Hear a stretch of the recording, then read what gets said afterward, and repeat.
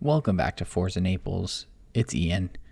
We're about to release a special episode here with our friends Shadow Wolf from the Fallen Leaves, the main podcast. You can check out all of his work. I will link his podcast and his social medias in the description below. But yeah, we did a one-on-one interview with him, looking forward to FC Naples taking on Portland Hearts of Pine. That game can be seen on Sunday, our first Sunday game of the season, 3 p.m., little mid-afternoon kickoff there. And that game is streaming live on ESPN Plus, so be sure to check it out. So without further ado, I will start playing that interview right now. Enjoy. Welcome back to Forza Naples. We are doing a very special preview podcast. We did one of these with an Orlando City fan for our Orlando City Open Cup match, which we've already talked about. But now we're moving on to Portland. We're taking on Portland Hearts of Pine on Sunday. So we have the host of the Fallen Leaves podcast, the main podcast, if you will, Shadow Wolf. So how is everything going with you? I would say it's a double-sided question. With me, it's okay, despite an respiratory infection. For the Hearts, I would say it's not completely going belly up like a fish, but we are close to belly up than flowing with the flow. Yeah, Hearts coming off of a 0-0 draw against one Knoxville at home. That seemed to be a pretty good result because one Knox has kind of been tearing it up lately. But how has the season been so far for you? Any games in particular standing out? I mean, the truth is, we barely know anything about our team in means of transparency. There are many rumors that we have injured players or had injured players, players with visa issues and some things, which means we never had really our complete roster, our full roster, our best lads on the pitch. We rotated, it felt like 3 to 5 guys every match, but we don't really know why because there are no injury reports or similar things. So everything we know is more or less guessing or asking players themselves, which means although we just have one key player we lost, which is Nate Messer, who joined Charleston, we still by far don't really look like in the same quality as last season. Although many of those key players are already on the pitch, like Ollie Wright is still playing on the left wing, who was one of the best guys last year. Hunter Morse is still in the goal, for example. But yeah, you see that on the pitch, we had many different systems, like a 4-4-2 against the Cosmos, a 5-3-2 against AV Alta, then a 4-4-2 wings, a 4-2-3-1 against Knoxville. So I would say we are like a young, let's say, so-called emo girl in her teenage years. We are still trying to figure us out, and you clearly see that on the pitch. That's a great analogy there. I know you guys are still kind of figuring stuff out. We have kind of seemed to have found our identity, but again, it's such a long season. We still are working through some stuff, and I think we're all kind of expecting a lot of squad rotation from Naples coming after that big Open Cup defeat at the week, because those guys just looked gassed there towards the end. So I think we're going to see kind of maybe the similar lineup that we had against Sarasota, and then seeing the starters come off the bench is kind of what I'm expecting to see on Sunday. The Sunday afternoon kickoff time after a long Open Cup match, especially to travel up to Portland, going to be tough, and it's been a really tough place to play. And Portland Hearts of Pine, one of the teams in the league, FC Naples, has never actually beaten. So maybe we'll get that monkey off our back and finally beat you guys. I know you've watched a couple of FC Naples games this season. What do you think it's going to take from FC Naples in order to finally be able to beat Portland this season? I mean, I don't want to talk down on our Hearts of Pine, but it shouldn't be that difficult, to be honest. On the one hand, although our defense looks more or less stable, we still see many rotations on the defense side of things. Greg Evans, for example, your former player, didn't play since game one. and we don't really know why, if it's injury, if it's some other issues. Again, no transparency by the team. Um, so although we didn't concede as many goals, we are still conceding, yeah, it feels like too much goals. And on the other side, we can't score goals on our own. The last goal we scored was against the New Jersey Cosmos over a month ago, which means for FC Naples, I wouldn't really feel scared right now. Your goal scoring progress, which we, for example, saw with Chris Garcia, should be enough to beat our defenders because it seems they are still finding their rhythm and are complaining against each other, which we saw against Knoxville. And on the other side, even if you don't have Lalo Delgado in goal, as again, we didn't score a single goal in a month. So if we don't see a magic moment, for example, by Ollie Wright, who's also not yet on his 25 season quality, it really feels like a 0-0 draw on my end. Like, if you are not able to score for some reason, we are not able to score a goal. So it seems like a rotation squad on pitch side A against a rotation squad against on pitch side B with a, no goal scored right now. That would be kind of ironic if it was another 0-0, because the first time we played each other last season in March, which was I think Portland's first ever game, that was a 0-0. Yeah. So would be kind of funny if we started this season off playing each other with another 0-0. No, but What's I'm sorry, what? just wanted to say, like, it's not really mean from my side, but like on reality, our defense is okay, but not really that great. And last year, we only scored goals by two, let's say, ways. A magic moment, which we had a lot because of Nate Messer and Ollie Wright, and maybe some, let's say, half decent goal. But we don't really found a striker so far, which we can rely on or play through. Plus, magic moments are not happening on a weekly basis, which means they wouldn't be magic anymore. And because of that, an okay defense and not good offense, it just really feels like a 0-0. But I wouldn't bet on that. It's too boring. Yeah, we don't really seem to like boring. But we're kind of in the same boat where if we're gonna win games, we tend to win them 1-0. The most goals we've scored in the league has been 2. So I don't think we're a really high flying goal scoring team, but we have seemed to have found something, especially against Sarasota with Garcia's 2 goals. I guess then, what do you think it's going to take for Portland to beat Naples this Sunday? Good question. Yeah, I watched a couple of your matches this season. I would say 3, maybe 3.5. You are defensively really, really solid with Lado Delgado and net and your defense so far. So this scares me a lot because, yes, at home, we usually see a way better performance than on our away matches.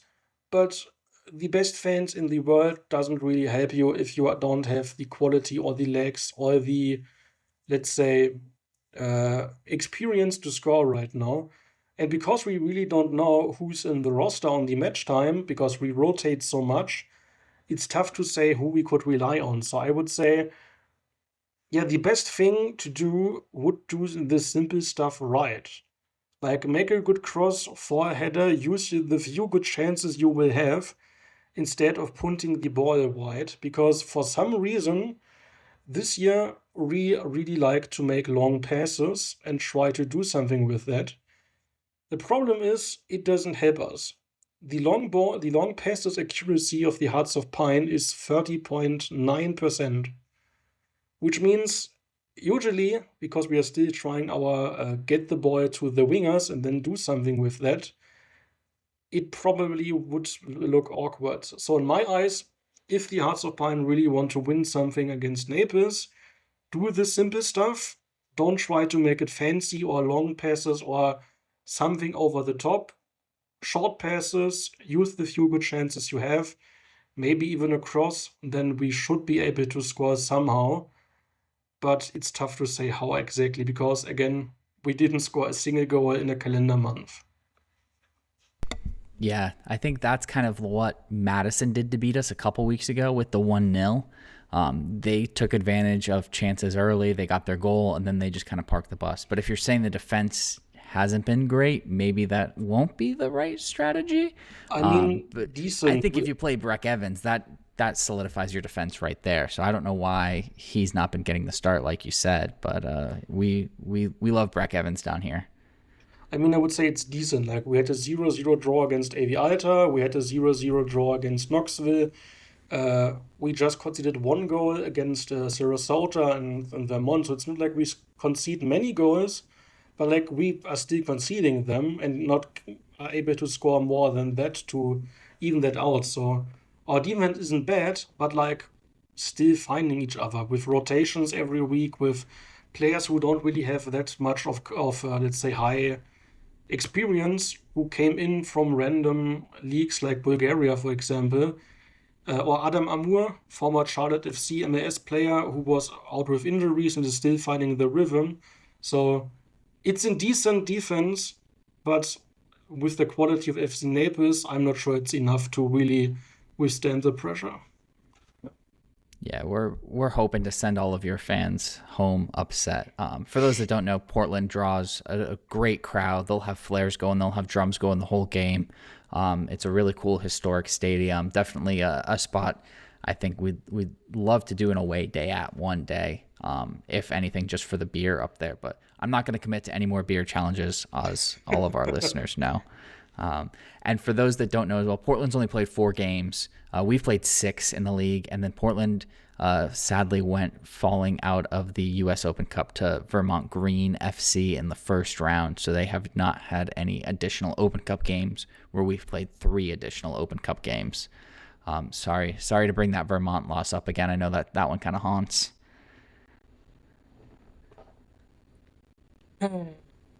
Yeah.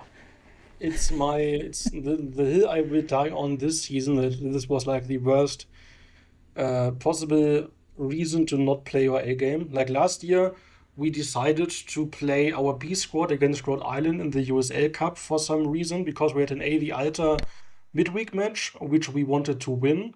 Spoiler alert: we lost both matches, looked abysmal, and wasted our chance in silverware. And I was salty about that result against Rhode Island the whole season. And the same feelings do I have against Vermont.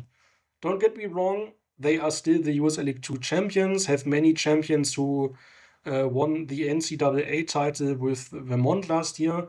But for a team which had, I believe, 3 days to train with part of the roster and one day to fully train with the whole roster, and they outpaced us, outplayed us, outsmarted us for the whole 90 minutes, it's still like really baffling to me.